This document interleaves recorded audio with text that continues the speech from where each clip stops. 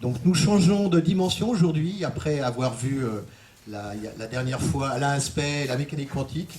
Nous allons complètement dans un autre domaine, qui est à la source de la vie. Et la question que nous nous sommes posée finalement, c'est comment ça se passe à partir du premier œuf fécondé, chez l'humain ou chez d'autres.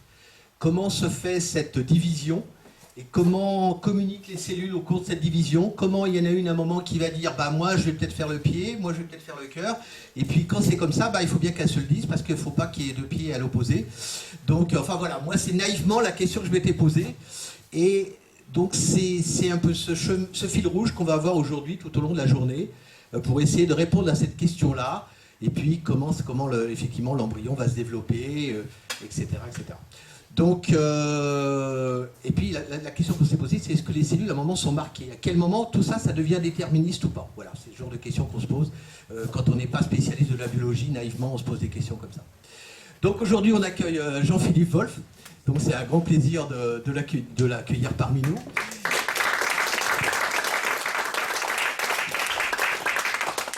Il est quand même assez connu, hein, je vous le rappellerai pourquoi. Donc c'est à la fois un chercheur et aussi un médecin. Donc je vais commencer par sa carrière de chercheur. Je dirais la thèse qu'il a soutenue en 1989, c'était une bonne année. Je ne dirais pas pourquoi, mais c'était une bonne année. Donc le titre de sa thèse, c'était « Étude de la RU 486 sur la sécrétion des gonadotrophines et la physiologie utérine chez les primates. Action de la progestérone ». Voilà, ça c'est la thèse en 89. Et puis j'en ai repéré une autre qu'il a encadrée en 97, parce que celle-là, elle m'a un peu parlé, enfin un tout petit peu. Hein. Étude du profil protéine de la membrane plasmique de l'ovocyte humain, c'est-à-dire l'ovule, et des protéines impliquées dans la fusion des gamètes. Donc voilà, on est tout de suite dans le bain du sujet de Jean-Philippe, n'est-ce pas? Bon, il va quand même vulgariser tout ça, vous inquiétez pas.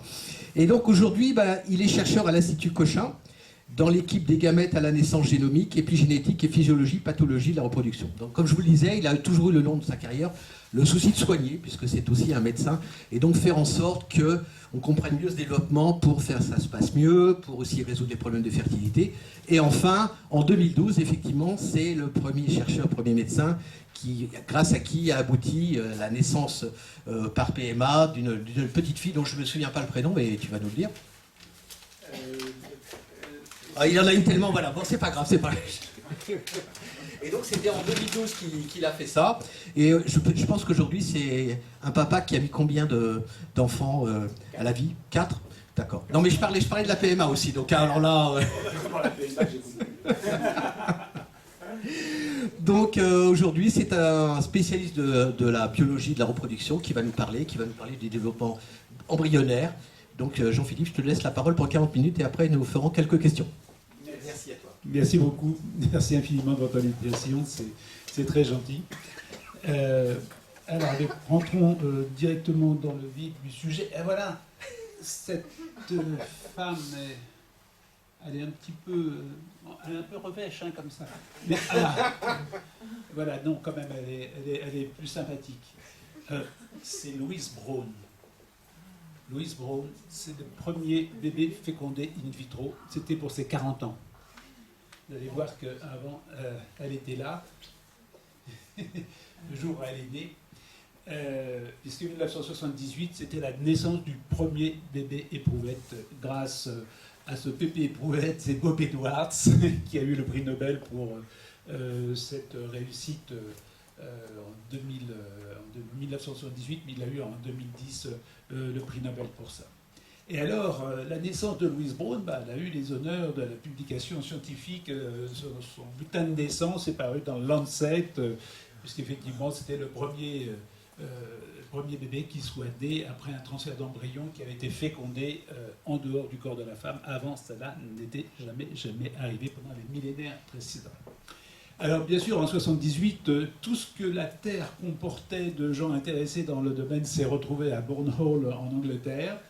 Et alors, vous voyez, Bob Edwards est là. Vous pouvez peut-être reconnaître des stars que vous connaissez peut-être. Et puis ici, c'était René Friedman, qui en France a rapidement reproduit les choses. Et puis ici, il y avait Edward Jones.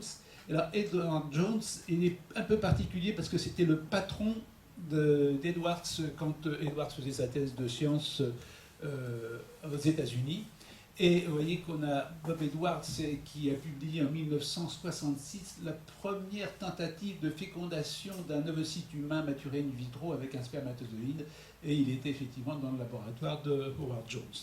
Je vous parle d'un temps que les moins de 20 ans ne peuvent pas connaître, bien sûr, à ce moment-là. Et ben, c'était les premiers moments où on a pu assister à l'interaction d'un spermatozoïde avec un ovocyte. Alors, elle est un petit peu déformée. Bon, techniquement, elle est circulaire. Alors voilà un ovocyte, le premier ovocyte que l'on peut voir. Et comme vous voyez que cet ovocyte est tout à fait... Bon, tellement il est circulaire, il apparaît circulaire à l'écran là, et il y a un spermatozoïde qui est ici. Vous voyez la différence de taille qui est absolument colossale entre les deux. Hein. C'est pas pour minimiser le rôle des hommes, parce qu'il est quand même essentiel dans l'histoire, mais effectivement, on n'a pas la même taille de gamètes, hein, c'est évident. Alors, cet ovocyte fait 100 microns, 120 microns de diamètre, c'est-à-dire... 10 puissance moins 6 mètres, 10 puissance moins 3, donc un dixième de millimètre, on va dire. Et il est entouré par ce que l'on appelle la zone pellucide, que vous voyez ici. La zone pellucide, c'est des glycoprotéines. Donc, c'est donc une structure qui englobe complètement, c'est un ballon, qui englobe, qui protège l'ovocyte et qui a une particularité, deux particularités qui sont essentielles. Cette zone pellucide, d'abord, elle est sécrétée par l'ovocyte quand il est en croissance et elle protège l'ovocyte de tout ce qui pourrait y avoir. S'il y avait un macrophage qui venait lui tomber dessus, le macrophage mangerait l'ovocyte, etc. Mais le macrophage ne peut pas passer. En fait, cette zone pellucide, il n'y a que les spermatozoïdes qui peuvent passer au travers. C'est quand même assez sympathique. Il n'y a que les spermatozoïdes qui peuvent passer au travers et elle a une deuxième particularité, elle en laisse passer qu'un seul. Bien sûr, le premier qui fécondait l'ovocyte, eh bien, c'est celui qui va devenir le papa, bien évidemment. Et en l'occurrence, et en biologie, il ne peut pas y en avoir plusieurs à la fois. Sinon, il serait polyspermique. Et un embryon polyspermique avec 3 N chromosomes n'a aucune chance de développer. Il faut en avoir 2 N chromosomes. N chromosomes maternels, N chromosomes paternels. Il y en a 23 au total. Donc, cette zone pellucide miraculeuse protège l'ovule, de même qu'elle va protéger l'embryon par la suite, protège l'ovule, laisse passer les spermatozoïdes et ne laisse passer qu'un seul spermatozoïde. C'est quand même bien fait l'histoire. Alors, quand un spermatozoïde a pu passer à l'intérieur, donc il a fusionné de toute sa longueur, c'est-à-dire que la tête du spermatozoïde fusionne, mais le flagelle du spermatozoïde, nous allons voir, est également rentré à l'intérieur de l'ovocyte. Et nous voyons, le lendemain de cette fusion, eh bien, nous voyons apparaître 2 pronoyaux. 2 pronoyaux, dont un est bien sûr dû à l'ovocyte lui-même, et l'autre, c'est celui qui était amené par le spermatozoïde qui est rentré. Ces pronoyaux, donc ils ont N chromosomes chacun, bien évidemment, on voit les nucléoles. J'aime beaucoup cette photo parce que c'est l'instant où les nucléoles sont alignés les uns avec les autres sur les 2 pronoyaux, et c'est le moment où il va y avoir la fusion de ces 2 pronoyaux qui vont reconstituer le premier noyau de la première cellule du bébé, qui va venir par la suite. Comme vous le voyez, le pronucléus mâle, qui a été apporté par le spermatozoïde, est un petit peu plus grand que le femelle. Ce n'est pas parce qu'il est plus intelligent, hein, c'est simplement que le spermatozoïde qu'on va voir après a un noyau extrêmement compacté, bien évidemment. Il vient de loin quand même, ce spermatozoïde, pour venir féconder l'ovule. Donc il a compacté l'ADN de manière excessivement efficace. Et il faut bien sûr que l'ovocyte commence à décondenser toute cette chromatine là, donc il est un petit peu plus grand pour ça parce qu'il est en train de décondenser le noyau du spermatozoïde. Une fois que cela a eu lieu, il n'y a plus qu'un seul noyau, bien sûr, dans l'ovule qui a été fécondé, qu'on va appeler maintenant un embryon, et les divisions commencent à se faire, à s'opérer les unes après les autres. Les divisions qui sont égales, vous voyez, c'est la première division, on a même la chance de voir les noyaux de ces deux premiers blastomères, avec les nucléoles à l'intérieur. Ils sont identiques et ils vont se diviser suivant un axe qui va d'ailleurs par la suite un petit peu fixer l'axe antéro-postérieur de l'embryon. Ça va se continuer, les divisions vont avoir lieu. Donc la première a lieu 18 heures après la fécondation. Elles vont s'en suivre. Là, on est à 4 blastomères. Et vous voyez que nous sommes toujours à l'intérieur de notre zone pellucide qui protège de ce qu'il peut y avoir en dehors. On va être au stade de morula. Pourquoi morula? Eh bien parce que ça ressemble un petit peu à une mûre qu'on peut trouver dans les champs au printemps. Toutes les cellules sont identiques les unes aux autres. Elles ont le même génome. Et elles ne sont pas différenciées, ce qui a, vous verrez par la suite, un intérêt dans les diagnostics préimplantatoires quand on veut éviter qu'une maladie particulièrement grave qui aurait dans une famille puisse se perpétuer sur un embryon à venir. Eh bien, comme je vais vous montrer après, on va prendre une de ces cellules et puis on pourra analyser si dans cette cellule le gène muté est présent ou pas, ce qui conditionnera le transfert ou non de l'embryon, bien évidemment, en intra-utérin.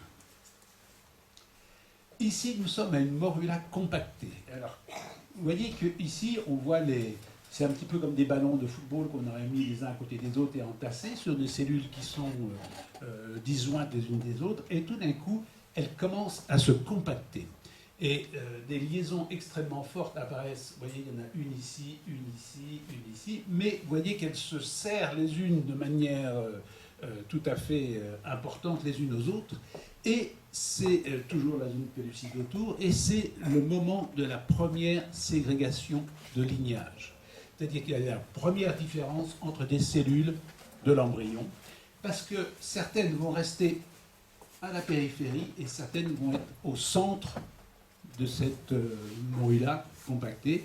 Et celles qui vont donner au centre, vous allez voir, vont avoir un destin tout à fait particulier, puisque quand on sera au 5e jour de développement, on aura atteint le stade de blastocyste, et bien voilà, toutes les cellules qui s'étaient compactées les unes avec les autres se sont aplaties à la périphérie, et elles permettent de voir ici un bouton embryonnaire qui étaient les cellules qui avaient eu le destin d'être à l'intérieur de cette morula compactée, et celles qui sont à l'intérieur vont donner le bouton embryonnaire que voici.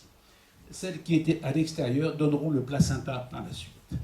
Et vous êtes en train de regarder la première photo d'une jeune femme de 35 ans, puisque cet embryon a été transféré, a donné naissance à une petite fille, mais il y a un bon moment. Autre intérêt de la zone pellucide, qu'on a déjà cité tout à l'heure, vous voyez qu'il y a plein de spermatozoïdes qui sont bloqués à la surface ici. La zone pellucide n'a laissé passer qu'un seul spermatozoïde qui a fécondé l'ovule. Il n'aurait surtout pas fallu qu'un deuxième vienne perturber cet embryon qui commençait à naître. Et donc, tous les autres sont bloqués à la périphérie parce que l'ovocyte fécondé libère des vésicules qu'il a sous la membrane, et ces vésicules viennent modifier la zone pellucide et viennent couper les récepteurs pour les spermatos, ce qui fait que quand le suivant arrive, il est incapable de rentrer à l'intérieur de l'ovocyte, et donc il ne peut pas perturber. C'est comme ça qu'on a une fécondation qui est diploïde. Alors, on va essayer de donner quelques réponses à des questions que peut-être vous êtes posées, ou peut-être que vous n'êtes pas posées à tort. À quoi la prostate peut-elle servir? Alors, mis à part créer des ennuis urinaires chez les hommes au bout d'un certain âge, on va voir à quoi elle peut. Et comment les spermatozoïdes rencontrent-ils l'ovule? Voilà un problème qui est assez important. Et d'abord, comment pénètrent-ils dans l'utérus? Parce que ce n'est pas dans l'utérus qu'ils sont déposés au cours des rapports sexuels. Il faut bien qu'ils y aillent. Où la rencontre avec l'ovule a-t-elle lieu? On va le voir ça. Et à quoi sert cette enveloppe, la zone pellucide? Eh bien, je vous ai déjà donné la réponse parce que je suis trop bavard. Je vous ai donné la réponse. La zone pellucide, on sait à quoi elle sert. Et monument de vallée, ou la traversée de tous les dangers. Vous comprendrez tout à l'heure pourquoi il y a une espèce de traversée du désert de cet embryon à un moment donné avant d'arriver dans l'utérus. Et toutes les cellules de l'embryon sont-elles identiques? Ma foi, non. Vous avez déjà la réponse, puisqu'il y a celles qui sont à l'intérieur de la morula et du blastocyste vont donner le bouton embryonnaire qui donnera le bébé, alors que les autres vont donner le placenta.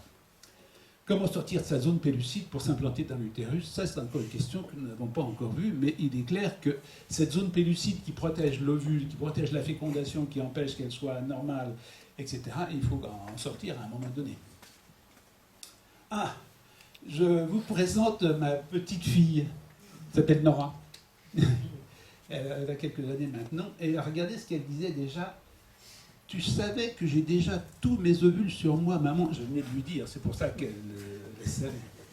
Et elle était assez étonnée, bien évidemment. Et c'est ça la différence essentielle qu'il y a entre les hommes et les femmes en ce qui concerne les gamètes.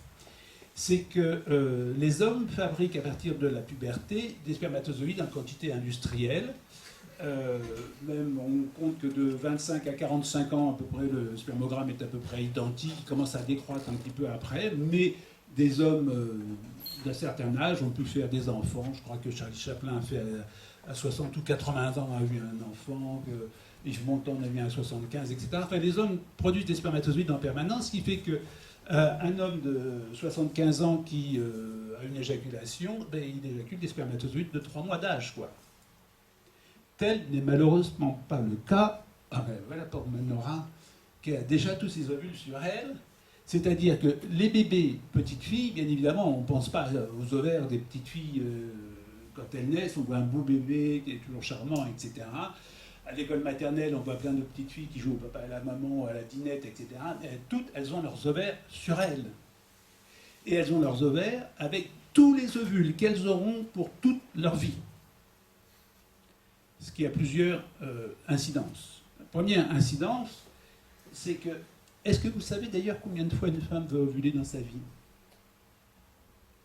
En règle, je pose la question, personne ne sait. Personne ne se posait de problème. Ben, on va faire un calcul assez, on va dire une puberté à 10 ans, une ménopause à 50. Hein. On compte large, ça fait 40 ans. C'est une fois tous les mois, donc c'est 12 fois par année. 40 ans par 12, ça fait 480 fois, etc.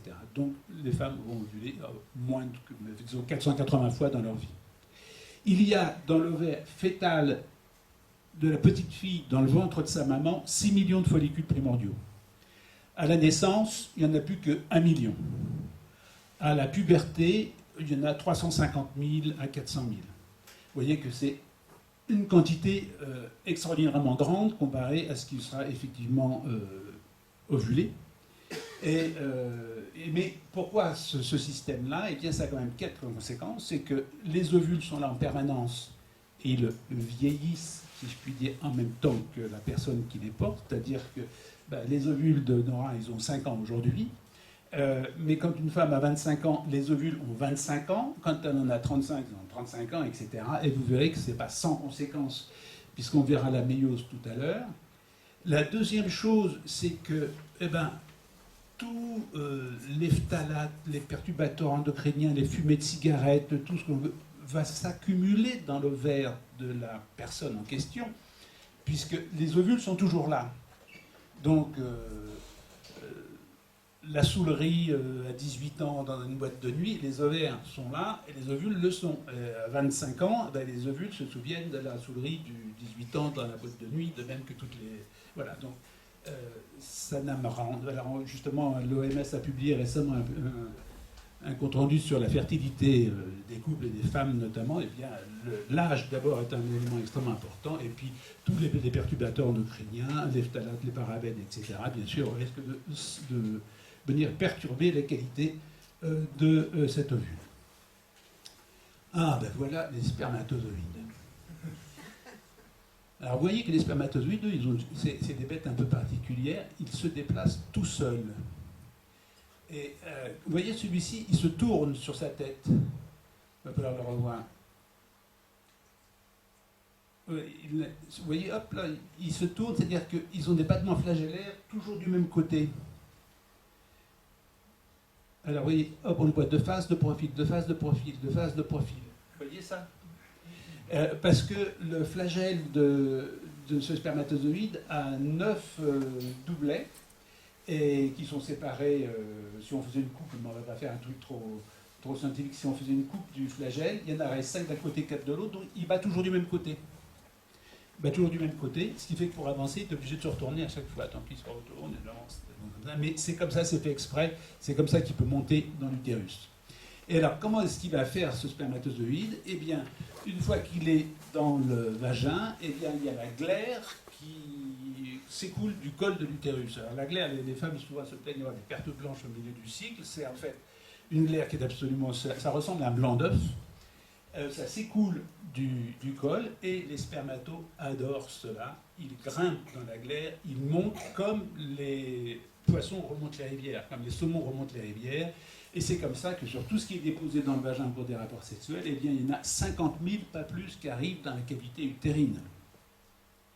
Là, comment ils se déplacent? Ils ont leur mouvement, mais c'est grossi un certain nombre de fois, là, de ce que vous avez vu comme petite vidéo. En fait, l'utérus et les trompes sont animés de mouvements, de même que les intestins sont animés de mouvements péristatiques spontanés, comme ça en permanence. Et eh bien, l'utérus a des contractions qui propulsent les spermatozoïdes dans les trompes et qui propulsent les spermatozoïdes de l'entrée de la trompe jusque dans le pavillon de la trompe, là où ils vont trouver le follicule. Alors, petite chose un petit peu curieuse, une curiosité mais qui est importante, c'est que le mouvement des trompes est dans les deux sens. Pendant la première partie du cycle, il est centrifuge, c'est-à-dire qu'il emmène les spermatozoïdes vers l'extrémité de la trompe. Pendant la deuxième partie, il est centripète pour ramener l'embryon dans l'utérus. Bien sûr, il faut emmener les spermatos dans le pavillon, mais il faut ramener l'embryon dans l'utérus par la suite. Donc il y a une inversion du mouvement du péristatisme des trompes à ce moment-là. Alors, pour avoir fait beaucoup de spermatos, tous ne sont pas identiques, et loin s'en faut. Vous voyez, celui-là a une vacuole, celui-là, il a le flagelle qui est de côté, de travers, celui-là, il y a un flagelle qui bouge tout seul, qui n'a pas de tête, là, il y en a plein de vacuoles. Voilà, regardez celui-ci, résidu cytoplasmique au niveau de... Ah, this is the one I want. Voilà, celui-là va nous plaire mieux. Celui-là, il est absolument parfait. Il a fait une réaction acrosomique. La réaction acrosomique, c'est ce qui va lui permettre, entre autres, de passer au travers de la zone pellucide, parce qu'il faut quand même qu'il ait quelques moyens pour le faire. Et il a une tête qui est parfaite. Il n'a pas de vacuole, pas de reste cytoplasmique, rien du tout. Et il va probablement celui-là qui va être le spermatozoïde fécondant. Et alors, les spermatozoïdes, donc, ils doivent monter dans la trompe, évidemment, pour aller rencontrer le cumulus, mais ils ont une stratégie que peut-être vous ignorez, mais qui est extrêmement astucieuse. Il y a un sperme réservoir, il s'arrête le long de l'épithélium de la trompe, sur l'épithélium tubulaire. Vous voyez, dans l'épithélium de la trompe, il y a des cellules ciliées avec plein de cils, et regardez, il y a des spermatos qui s'arrêtent, ils se prennent dans les cils, et ils attendent que l'ovule arrive. C'est extraordinaire, c'est malin quand même, comme truc. Ils attendent que l'ovule arrive. Si l'ovule arrive et qu'il n'est pas encore fécondé, hop, il redémarre de la paroi de la trompe et ils vont féconder, ils vont au-devant du follicule. Alors, ils sont attirés directement vers l'ovule par la sécrétion de progestérone que l'ovule entraîne un petit peu avec elle. Et ils sont attirés par la progestérone, donc ils vont droit sur le follicule. Et voilà l'ovule dont on parle depuis tout à l'heure. L'ovule qui a été ovulé, il se trouve, il est tout juste ici, là, vous voyez, tout au milieu, et il a toutes les cellules folliculaires tout autour, toutes ces cellules folliculaires. Comme la femme porte en permanence tous les ovules qu'elle aura pour toute sa vie, et bien toutes ces cellules, de proche en proche, nourrissent l'ovule. Il n'y a pas d'artère ovulaire, bien évidemment, il n'y a pas du tout d'artère, l'ovule est tout seul comme ça dans sa zone pellucide, et donc il est nourri de proche en proche par toutes ces cellules du cumulus, de la corona qui est la première assise autour de la zone pellucide, et ces cellules de la corona envoient des petits prolongements membranaires au travers de la zone pellucide pour venir nourrir l'ovule à l'intérieur. Quand une femme ovule à 35 ans, ça fait 35 ans qu'elle est nourrie par les cellules folliculaires, etc. Et ces cellules folliculaires sont par ailleurs particulièrement importantes parce que les spermatozoïdes arrivent à nager entre, comme ils sont attirés par le follicule, ils arrivent à nager entre, et dans le service, dans le laboratoire de Daniel Desmond, justement, vient justement de mettre en évidence que ces cellules sont capables de sécréter des composés qui hyperactivent le spermatozoïde au moment où il doit passer la zone pellucide. Et vous allez voir comment il le fait. Là, il y en a un qui l'a fait, justement. Il est donc rendu dans l'espace périvitellin. Pour connaître la zone pellucide, ben justement, on a encore ici quelques cellules de la corona tout autour, et ce spermatozoïde va venir féconder l'ovule. Alors, voilà comment il va le faire. Alors, c'est un ovocyte de souris, et ça va être un petit peu long, mais regardez, ici, il y a un spermatozoïde qui est collé à la membrane, dont vous pouvez voir par moment qu'il apparaît en vert. C'est-à-dire qu'il a son acrosome. L'acrosome, ce sont les enzymes qui lui permettent de passer au travers. Vous voyez qu'il y a d'autres spermatozoïdes qui se proposent également de passer au travers de la zone pellucide. Regardez celui-là qui a l'air de se désintéresser, mais c'est faussement.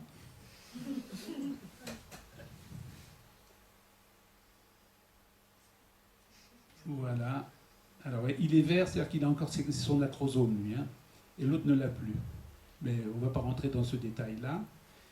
Regardez ça. Il se lie à la zone pellucide. Et voilà, tout d'un coup, lui s'excite. Hein. Alors que l'autre a l'air d'être assez cool. Il a tort. Il y a des moments où il faut savoir... Hop. Il vient de passer la zone pellucide. Bon, là, c'est accéléré, hein, parce que ça se passe en pas mal d'heures. Le flagelle rentre également à l'intérieur de l'ovocyte. Et vous allez voir apparaître assez rapidement les deux pronoyaux que nous avons déjà vus tout à l'heure. Celui-ci, c'est celui de l'ovocyte, celui-ci c'est celui du spermatozoïde. Alors, on va regarder une deuxième fois, mais on va faire attention à ce qui se passe dans l'ovule à ce moment-là, puisque vous allez voir que la zone que l'ovocyte est obligé de relarguer un deuxième globule polaire. On va voir, vous expliquer un peu ce que c'est que le deuxième globule polaire. Et notez bien ici quand il va être fécondé. Là, il y en a un qui est déjà là, de globule polaire.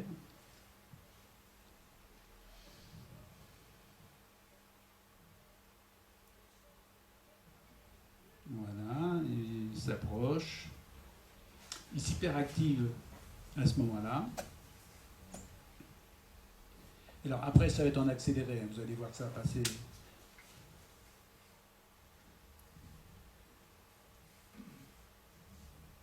Il passe au travers de la zone pellucide. Et regardez par ici les remaniements de l'ovocyte. Vous voyez, regardez que la membrane se modifie et il y a expulsion d'un deuxième globule polaire qui apparaît ici. On va revenir sur ce deuxième globule polaire. Et bien sûr, il va y avoir le pronucléus qui apparaît ici. Et le deuxième pronucléus qui apparaît là.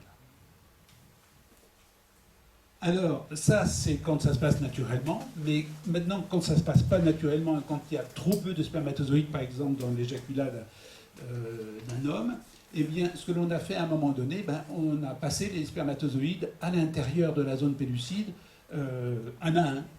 Donc on travaillait avec ça, et moi je faisais travailler justement sur cette technique de micro-injection, et je travaillais avec Gianpiero Palermo, qui lui était un Italien qui était à Bruxelles, et en tant qu'Italien, il était un petit peu plus brutal que moi. Et alors, sans le faire... Ah, attendez. J'ai un petit film, théoriquement.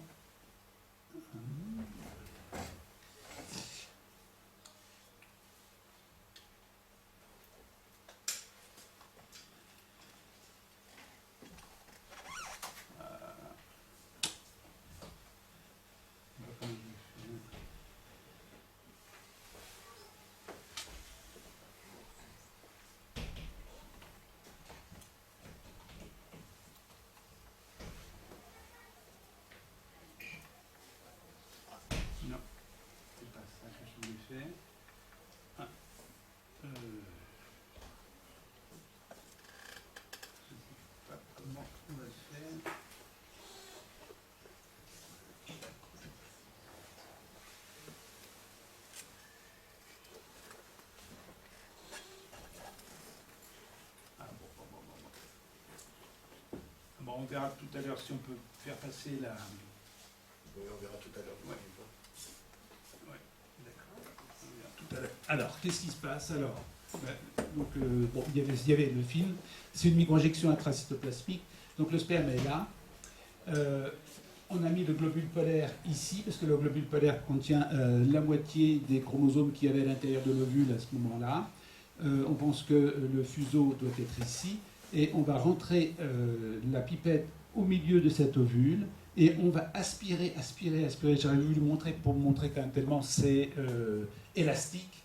Il faut aspirer la membrane de l'ovocyte jusque là à peu près dans la pipette. Et là, elle se rompt tellement elle était élastique.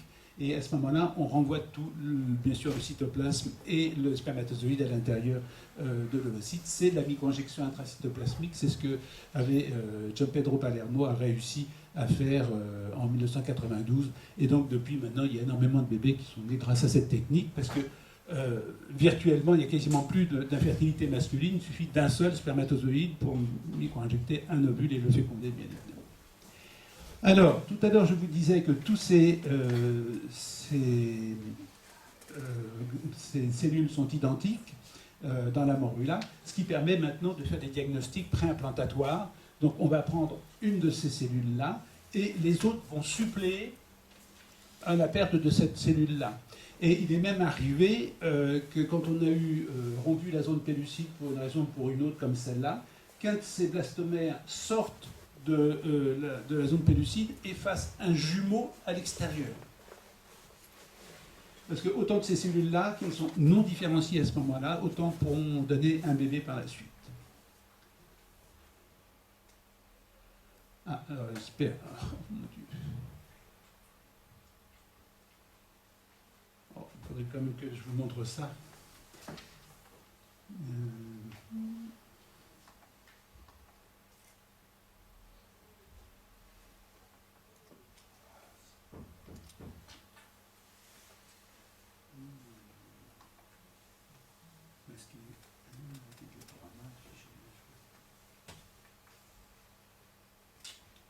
Bon, alors là, on travaille par la technique.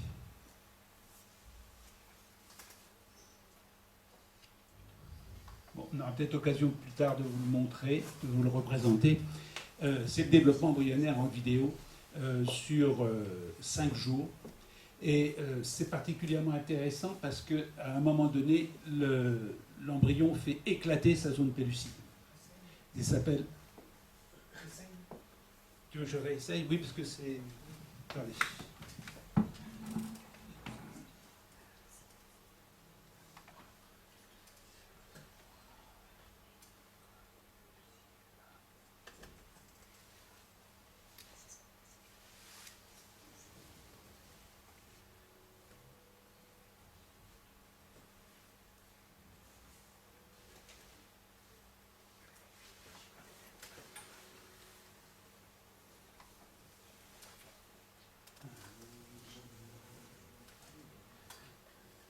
La biologie de la reproduction, c'est plus simple. Hein. Il faut sortir du mode de présentation. Ouais. Ben, attendez, voilà. C'est ça qu'il fallait. Nous devons mettre à niveau des objets motivés dans cette présentation. Non. Voilà. Ne vous l'avez pas à l'écran.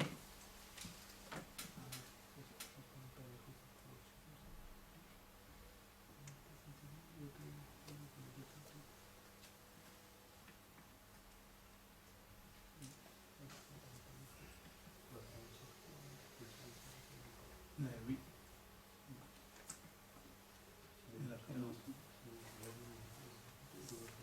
Ah, moi je l'ai sur ma liste.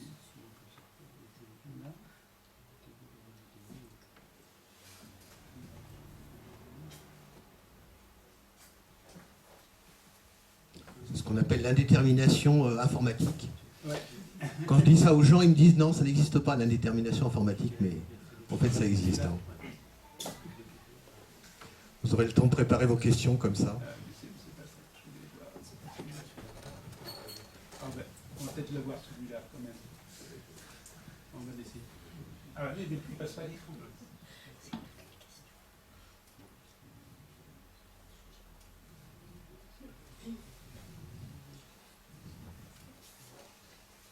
Chez moi, ça passait bien, très bien.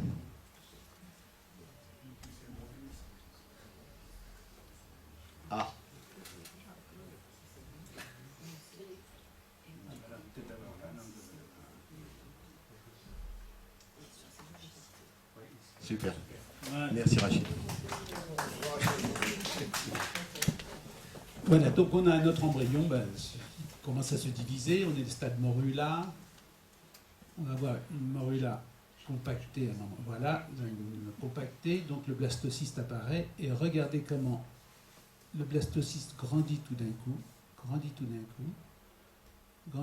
coup, et l'éclosion de l'embryon qui va aller pouvoir s'implanter dans la cavité utérine. C'est quand même important de vous montrer ça, c'est-à-dire qu'il est dans sa zone pellucide jusqu'au moment où il arrive dans la cavité utérine. Dans la cavité utérine, il passe comme ça, il éclot, il fait rompre sa zone pellucide et il va aller s'implanter dans l'endomètre. On revient à notre...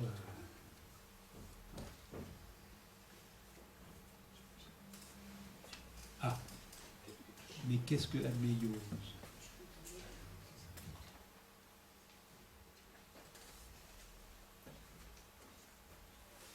Qu'est-ce que la méiose? Et pourquoi un globule polaire? Ce globule polaire que je vous ai montré tout à l'heure, et chacune de nos cellules a 23 paires de chromosomes, et pour chaque... Alors, c'est pour vous expliquer les choses, effectivement. Pour chacune des... On a 23 paires de chromosomes, et pour chacune de ces paires, il y en a un qui vient de maman et un qui vient de papa. C'est cool, hein, ça. Voilà. Et quand une cellule de notre peau, n'importe quelle cellule là, se divise pour donner 2 cellules filles, elle multiplie les chromosomes par 2, donc il y a 46 paires de chromosomes à un moment donné, et elle donne 23 paires à chacune des cellules filles.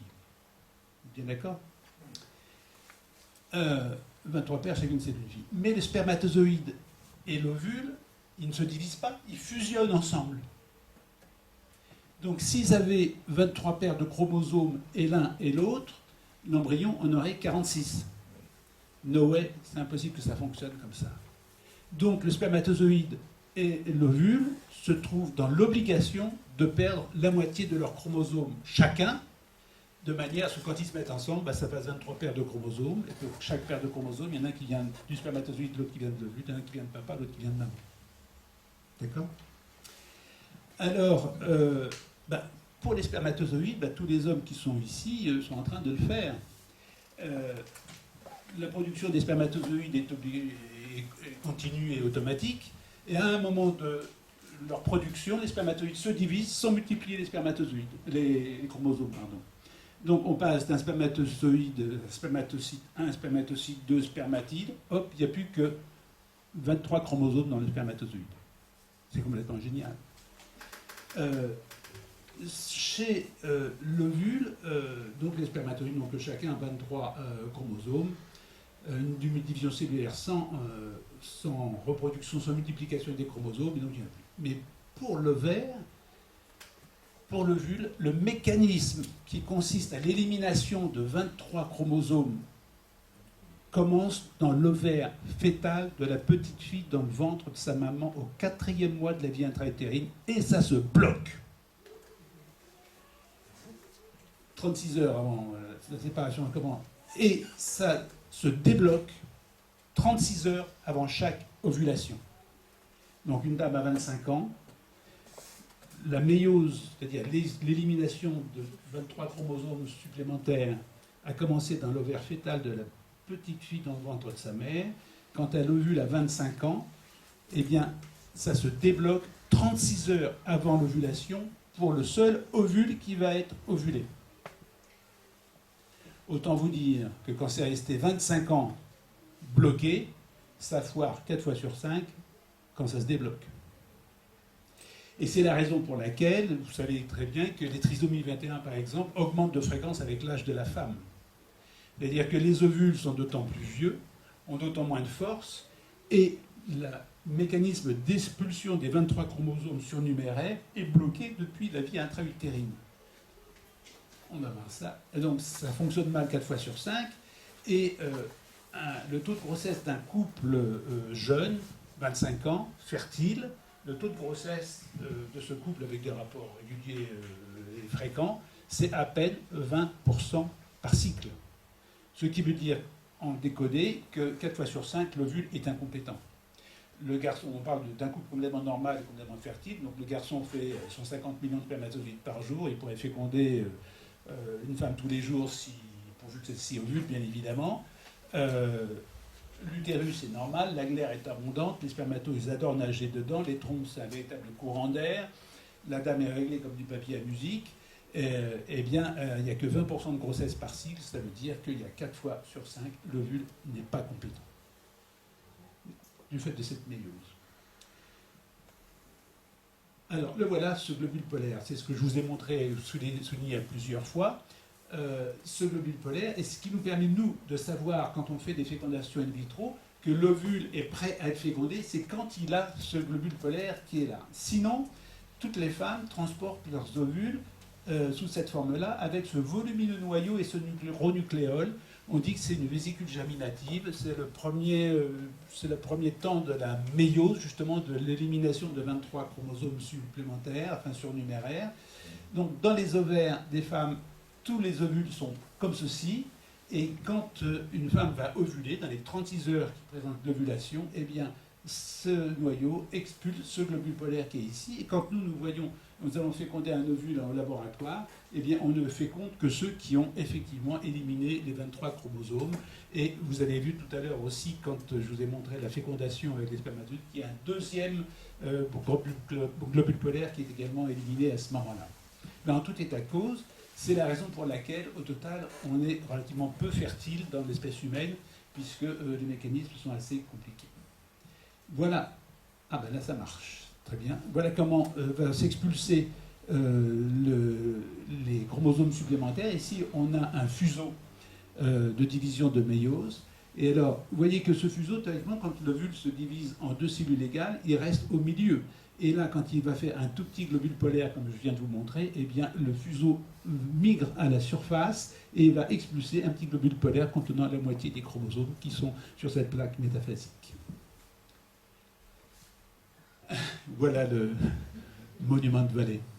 Alors, pourquoi est-ce qu'il y a un monument de vallée? Eh bien, parce que le pic de LH, il induit l'ovulation chez la femme. C'est le pic de LH qui a lieu au milieu du cycle, bien sûr, comme vous savez.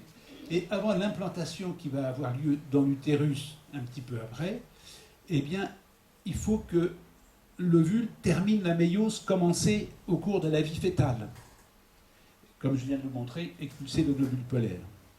Après, c'est l'activation du zygote, c'est-à-dire qu'il faut que l'ovule se réveille tout d'un coup, et ça, c'est le spermatozoïde qui le fait. Je vais vous montrer ça après. Le spermatozoïde induit des ondes calciques à l'intérieur de l'ovule, et ça active bien sûr tous les métabolismes de l'ovule. Ensuite, il va y avoir l'activation du génome embryonnaire, puisque comme pendant les 2-3 premiers jours, l'ovule vit sur ses stocks, puisqu'il est incapable de synthétiser quoi que ce soit, mais au 3e jour, il va y avoir activation du génome embryonnaire, le génome qui fonctionne après dans l'enfant, l'adulte, etc., que nous sommes, etc. Ensuite, il y a la première semaine du développement.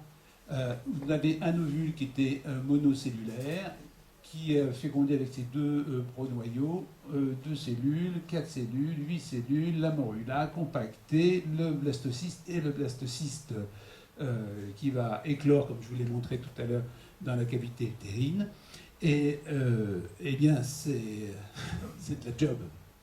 C'est de la job.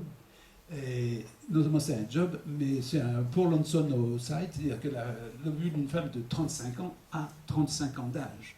Et bien évidemment, 35 ans, une jeune femme est très jeune, mais les ovules ne sont déjà plus aussi jeunes. Et. Ah, non, ça ne veut pas encore. Alors, on a.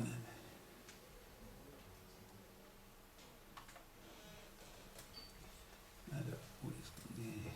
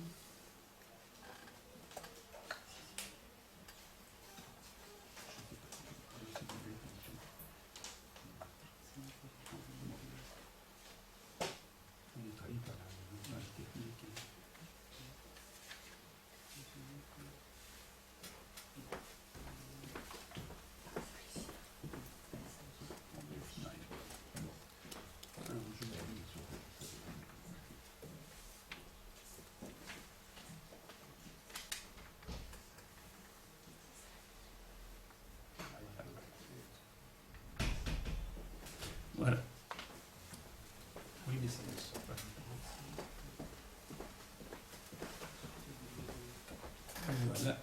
Ici, il va y avoir un spermatozoïde qui va arriver à 9 heures sur cet ovocyte.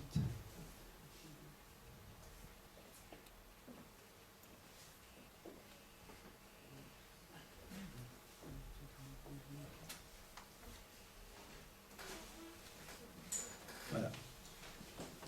Ah mais ça passe pas l'écran.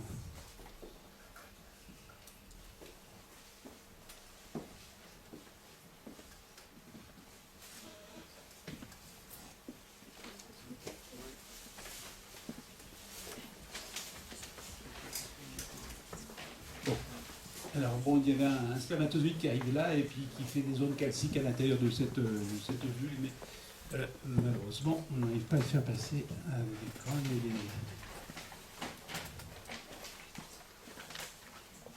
On le voit ici, mais ça passe pas à l'écran. Alors, juste pour finir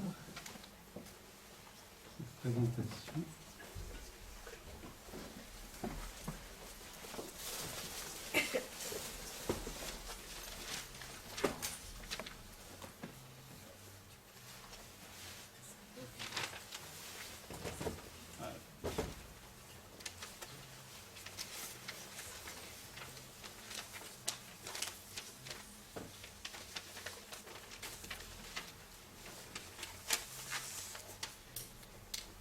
Alors là, comment on se fait?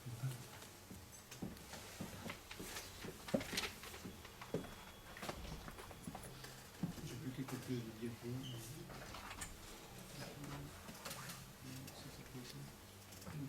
c'est pour passer des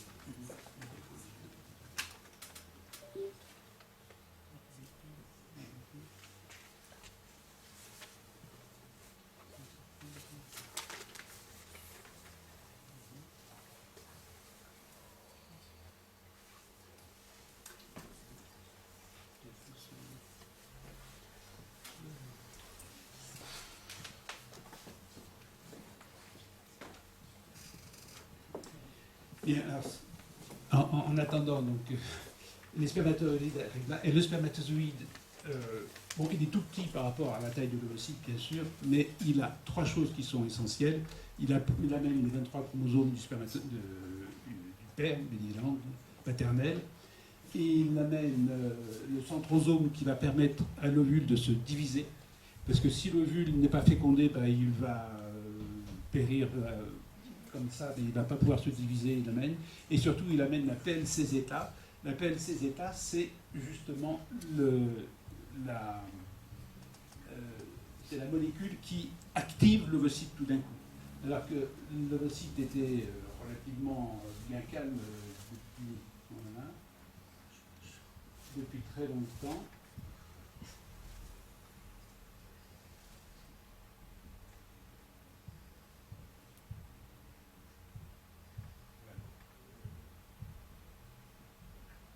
Ouais.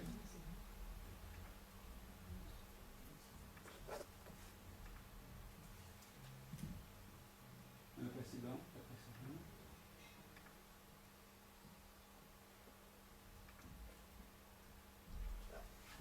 Oui, c'est ça.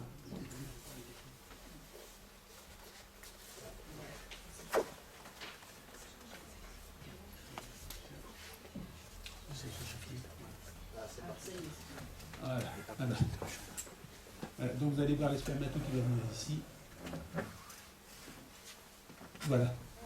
En rouge, les zones calciques qui se propagent à partir de l'endroit où le spermato a fécondé l'ovule.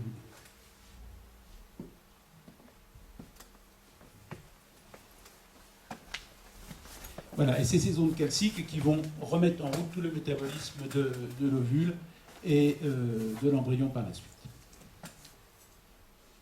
Le rouge, c'est le calcium? C'est le calcium, c'est les zones calciques. C'est les zones calciques. Donc voilà, et voilà, vous avez vu donc en tout état de cause comment le spermatozoïde active l'ovocyte qui est lui dans sa zone pellucide depuis la vie intra-utérine. Alors, tout à fait brièvement, est-ce que vous voyez ça? Oui. Alors, il se trouve que dans les programmes de dons d'ovocytes qui ont eu lieu dans les laboratoires de fécondation in vitro, on a des donneuses d'ovocytes qui étaient relativement jeunes, de 25 ans, etc., et des ovules qui ont été attribués à des femmes de 39, qui avaient besoin d'un don d'ovocytes pour pouvoir procréer. Et on s'est aperçu, grâce à cela, que la dame de 39 à qui on donnait un ovule de 25 ans avait autant de chances d'avoir bébé que si elle avait eu elle-même 25 ans. Vous voyez l'intérêt, bien sûr.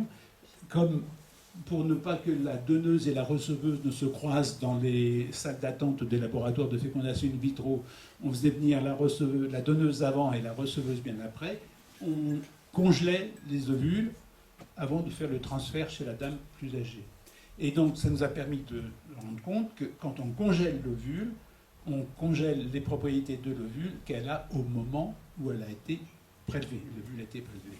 Et donc, s'est développé des programmes de préservation de la fertilité pour les femmes, pour les hommes également, bien évidemment, puisque les spermatozoïdes, c'est toujours absolument indispensable. Mais vous voyez que les spermatozoïdes n'ont quand même pas ce vieillissement qu'il peut y avoir pour les ovules.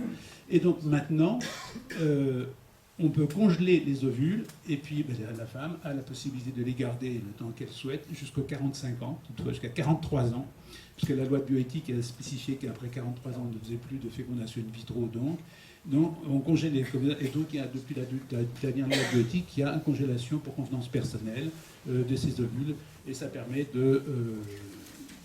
des femmes de préserver leur fertilité, puis de faire des études ou autre chose, ce qu'elles veulent faire en attendant toute état de cause. Voilà. Eh bien, écoutez, je vous remercie, je m'excuse pour ce...